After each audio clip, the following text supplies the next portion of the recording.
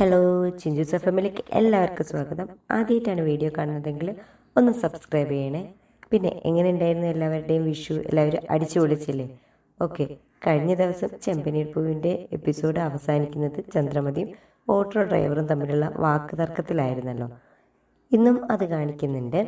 അതുപോലെ തന്നെ ശ്രുതി എന്ന് പറഞ്ഞ പുതിയൊരു കഥാപാത്രം വരുന്നുണ്ടല്ലോ. ആ കുട്ടി ചന്ദ്രമതി ഇങ്ങനെ വഴക്കടിക്കുന്നതെല്ലാം നോക്കി നിൽക്കുന്നുണ്ടായിരുന്നു. അപ്പം ചന്ദ്രമതി നടന്നിങ്ങോട്ട് വരുമ്പം ആ കുട്ടി ചോദിക്കുന്നുണ്ട്, എന്താ ആൻറ്റി പ്രശ്നമെന്ന്. അപ്പം ചന്ദ്രമതി പറയുന്നുണ്ട്, ഓട്ടോ ഡ്രൈവർമാർക്കൊക്കെ ഭയങ്കര പണം കൊടുക്കണമെന്നൊക്കെ. അപ്പോൾ ആ കുട്ടി പറയാം, അല്ലെങ്കിലും അങ്ങനെയാണ്, അവരൊക്കെ തറവാടികളായ ആൾക്കാരെ കാണുമ്പോൾ അവർ കൂടുതൽ പണം ചോദിക്കും. ആൻറ്റി എങ്ങോട്ടാണ് പോകുന്നത്? എൻ്റെ കൂടെ പോരൂ എന്ന് പറയുന്നുണ്ട്. അപ്പം ഞാനും അങ്ങോട്ടേക്കാണ്, അതായത് ചന്ദ്രമതി പോകുന്ന ജവഹർലാൽ നഗറിലേക്കാണ് ശ്രുതിയും പോകുന്നത്. ആൻറ്റി, അതായത് ചന്ദ്രമതിയും കൂടെ പോരൂ എന്ന് ആ കുട്ടി പറയുന്നുണ്ട്. അങ്ങനെ ചന്ദ്രമതി ആ കുട്ടിയുടെ കൂടെ ബൈക്കിൽ കയറാണ് കേട്ടോ. അത് കഴിഞ്ഞ് ആ കുട്ടി അതിബുദ്ധിശാലിയാണ്. അപ്പോൾ ഒരു പെട്രോൾ പമ്പിൻ്റെ അടുത്തെത്തിയപ്പോൾ ആ കുട്ടി മെല്ലെ സ്കൂട്ടർ ഓഫാക്കി. അപ്പം ചന്ദ്രമതി ചോദിക്കുന്നുണ്ട്, എന്താ മോളെ, എന്താ പറ്റിയത് എന്ന്.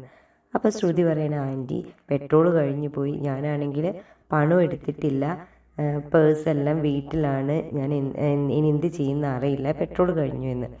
ആൻറ്റി എന്തായാലും ഒരു ഓട്ടോ പിടിച്ച് പോയിക്കോ, ഞാൻ വീട്ടിൽ പോയിട്ട് പണം എടുത്ത് വന്ന് പെട്രോൾ അടിച്ചോളാം എന്ന് പറയുന്നുണ്ട്. അപ്പോൾ ചന്ദ്രമതി പറയുന്നത്, അതിനൊന്നും ആവശ്യമില്ല മോളെ, ഞാൻ പണം തരാം എന്ന് പറഞ്ഞ് 200 രൂപ ആ കുട്ടിക്ക് കൊടുക്കുകയാണ്. എന്നിട്ട് ആ കുട്ടി പെട്രോൾ അടിച്ച് അവർ രണ്ടുപേരും പിന്നെയും കുറച്ചുകൂടെ മുമ്പോട്ട് പോകുന്നുണ്ട്. അപ്പം ചന്ദ്രമതി ഒരു സ്ഥലം എത്തിയപ്പോൾ, ഇവിടെ മതി, ഞാൻ എൻ്റെ ഫ്രണ്ടിനെ കാണാൻ വേണ്ടി, ഭാമയെ കാണാൻ വേണ്ടി പോവാണ്, ഇവിടെ മതി എന്ന് പറയുന്നുണ്ട്. അപ്പം ആ കുട്ടി പറയുന്നുണ്ട്, ഓ ശരി ആൻറ്റി, ആൻറ്റിയുടെ പൈസ നമ്പർ തരികയാണെങ്കിൽ ഞാൻ പണം തിരിച്ചയക്കാം എന്ന് പറയുന്നുണ്ട്. അപ്പോൾ ചന്ദ്രമതി പറയുന്നുണ്ട്, അതിനൊന്നും ആവശ്യമില്ല മോളെ, നമുക്ക് ഇനി എവിടെ വെച്ച് കാണാം എന്നൊക്കെ പറയുന്നുണ്ട്. അങ്ങനെ ചന്ദ്രമതി അങ്ങോട്ട് പോവാണ്. അപ്പോൾ ആ കുട്ടി പറയുന്നുണ്ട്, ഓ അയ്യോ ദൈവമേ, എന്നും ഇതുപോലത്തെ ഒരാൾക്കാരെ കിട്ടണേ എനിക്ക് പെട്രോൾ അടിക്കാൻ വേണ്ടിയെന്ന്. അവൾ കള്ളം പറഞ്ഞതാണ്. അങ്ങനെ പിന്നെ കാണിക്കുന്നത് ഭാമയാണ് കേട്ടോ. ഭാമയുടെ വീട്ടിലേക്ക് ഈ ശ്രുതി വരികയാണ്.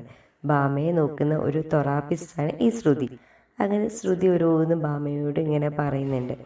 ഭാമയോട് ചോദിക്കുന്നുണ്ട്, ആൻറ്റി കഴിഞ്ഞ ആഴ്ച എവിടെയായിരുന്നു എന്ന് ചോദിക്കുന്നുണ്ട്. അപ്പോൾ ഭാമ പറയുന്നുണ്ട്, എൻ്റെ ഫ്രണ്ടിൻ്റെ മകൻ്റെ വിവാഹമായിരുന്നു എന്ന് പറയുന്നുണ്ട്. ഇനി ഞാൻ അവളെയും നിനക്ക് പരിചയപ്പെടുത്തി തരാം, അവൾക്കും ഇതുപോലെ സ്ട്രെസ്സിന് ഉണ്ടാവും, അപ്പോൾ അവർക്കും ഈ തെറാപ്പി ആവശ്യമാവും എന്ന് പറയുന്നുണ്ട്. പിന്നെ ശ്രുതി ഒരു നമ്പർ ഇറക്കുന്നുണ്ട്, ആൻറ്റി കാലുവേദനയൊക്കെ മാറാൻ വേണ്ടിയിട്ടുള്ള ഒരു മരുന്ന് എനിക്ക് എൻ്റെ അടുത്തുണ്ട്, അതിന് ഭയങ്കര പണമാണ്, ആൻറ്റിക്ക് വേണമെങ്കിൽ ഞാൻ വരുത്തിച്ച് തരാം, ഭാമനോട് ഇങ്ങനെ പറയാണ്. അപ്പം ഭാമ പറയുന്നുണ്ട്, ആ നോക്കാമെന്ന്. അപ്പം ഭാമയുടെ വീട്ടിലൊരു കോളിംഗ് ബെൽ അടിക്കുന്നുണ്ട്. അങ്ങനെ ശ്രുതി പോയി ഡോറ് തുറക്കാണ്. അപ്പം കാണുന്നത് നമ്മുടെ ചന്ദ്രമതിയാണ് കേട്ടോ. അപ്പം ശ്രുതി ആകെ പേടിച്ചു. ആൻറ്റി, എന്നിട്ട് ചന്ദ്രമതിനോട് പറയുന്നുണ്ട്, ആൻറ്റി ഇതിന് എങ്ങോട്ടേക്ക് വന്നത്? ഞാൻ പണം ആൻറ്റിക്ക് വേണ്ട എന്ന് പറഞ്ഞിട്ടല്ലേ ഞാൻ തരാതിരുന്നത്, ആൻറ്റിക്ക് വേണമെങ്കിൽ ഞാൻ ഇപ്പം തന്നെ പണം തരാം എന്ന് പറയുന്നുണ്ട്.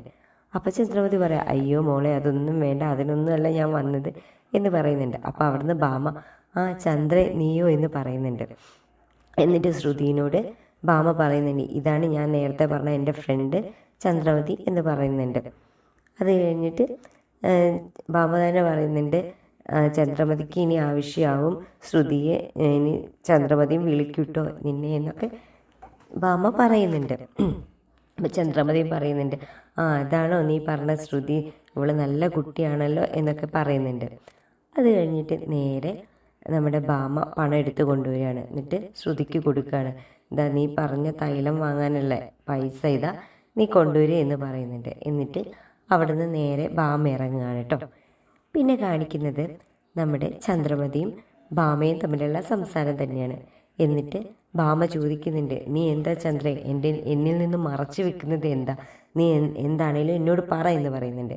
എന്നിട്ട് ചന്ദ്രമതി ആണെങ്കിൽ എല്ലാ കാര്യവും, ശ്രുതിയെ കണ്ടതും ശ്രുതിയെ നീലിമ പറ്റിച്ചതും ഒക്കെ എല്ലാ കാര്യങ്ങളും ഭാമയ്ക്ക് വിശദമായിട്ട് പറയുകയാണ്.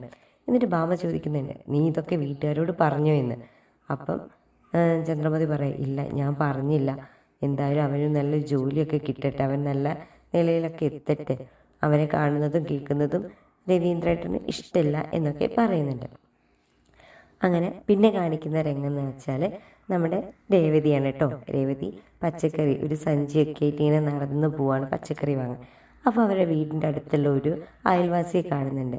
അപ്പോൾ ആ അയൽവാസി ചോദിക്കുന്നുണ്ട്, രേവതി മോളെ സുഖമാണോ, നിൻ്റെ ഹസ്ബൻഡിൻ്റെ അതായത് ദേഷ്യമൊക്കെ മാറിയോ, അവർ കാരണം അതായത് നിൻ്റെ ഹസ്ബൻഡ് കാരണം ഇനിയും ഒരു വീട് മാറ്റം നിങ്ങളെ വീട്ടുകാർക്ക് താങ്ങുമെന്ന് പറയുന്നുണ്ട്. അപ്പം രേവതി ആകെ ഇങ്ങനെ അന്താളിച്ച് നിൽക്കുകയാണ്, എന്താ ചേച്ചി പറഞ്ഞത് എന്ന്. അങ്ങനെ ആ അയൽവാസി വിഷയം മാറ്റുന്നുണ്ട്. പിന്നെ രേവതി നിർബന്ധിച്ചപ്പം അയൽവാസി പറയുന്നുണ്ട്, നിൻ്റെ ഹസ്ബൻഡ് നിങ്ങളെ ഹൗസ് ഓണറിനെ തല്ലിയതുകൊണ്ട് നിൻ്റെ വീട്ടുകാരോട് ആ വീട്ടിൽ നിന്ന് ഇറങ്ങാൻ വേണ്ടി ഹൗസ് ഓണർ മാഷ് പറഞ്ഞിട്ടുണ്ട്, ഇനി എന്താ അവർ ചെയ്യുക എന്നൊന്നും അറിയില്ലല്ലോ എന്ന് പറയുന്നുണ്ട്. അങ്ങനെ രേവതി പറയുന്നുണ്ട്, ഇതൊന്നും അമ്മ എന്നോട് പറഞ്ഞില്ല എന്ന് പറയുന്നുണ്ട്. അപ്പം അയൽവാസി പറയുന്നുണ്ട്, ഞാൻ പറഞ്ഞതാണെന്നൊന്നും ഒരിക്കലും പറയരുത് എന്ന് പറഞ്ഞ് അവിടെ അയൽവാസി പോവാണ്. അപ്പം തന്നെ നമ്മുടെ രേവതി ലക്ഷ്മിയെ വിളിക്കുകയാണ്. എന്നിട്ട് ചോദിക്കുന്നുണ്ട്, അമ്മ എന്താ എന്നോട് ഒരു കാര്യവും പറയാത്തതെന്ന്. അപ്പോൾ നമ്മുടെ ലക്ഷ്മി പറയാം, മോളെ അങ്ങനെയൊന്നുമില്ല, അതൊന്നും കുഴപ്പമില്ല, അല്ലെങ്കിൽ ഈ ഇത്രയും ഒരു സൗകര്യം കുറച്ചുകൂടെ സൗകര്യമുള്ള വീട്ടിലേക്ക് എനിക്ക് മാറണം എന്നൊക്കെ ഉണ്ടായിരുന്നു എന്ന് പറയുന്നുണ്ട്. അപ്പം രേവതി പറയാം, അങ്ങനെയൊന്നും പറയണ്ട, എന്നെ സമാധാനപ്പെടുത്താൻ വേണ്ടി അമ്മ ഒന്നും പറയണ്ട, ഞാൻ എന്തായാലും മാഷിനൊന്ന് പോയി കാണട്ടെ, നമുക്ക് സംസാരിക്കാം എന്ന് പറയുന്നുണ്ട്. എന്നിട്ട് രേവതി കോൾ വെക്കുകയാണ്.